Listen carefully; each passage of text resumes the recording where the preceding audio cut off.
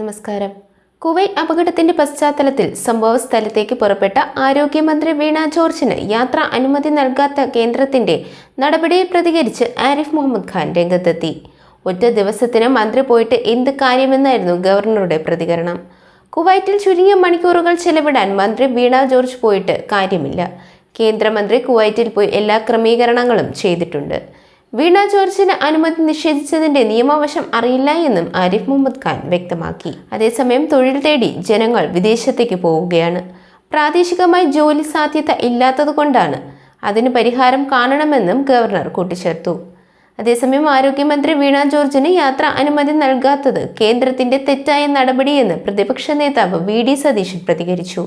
സംസ്ഥാന സർക്കാർ പ്രതിനിധി ഉണ്ടായിരുന്നുവെങ്കിൽ ഏകോപനം കൂടുതൽ എളുപ്പമായേനെ എന്നും കേന്ദ്രത്തിൻ്റേത് തെറ്റായ സന്ദേശമെന്നും അദ്ദേഹം വ്യക്തമാക്കി.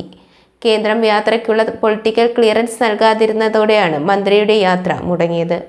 യാത്രയ്ക്കായി മന്ത്രി കൊച്ചി വിമാനത്താവളത്തിൽ എത്തിയിരുന്നു.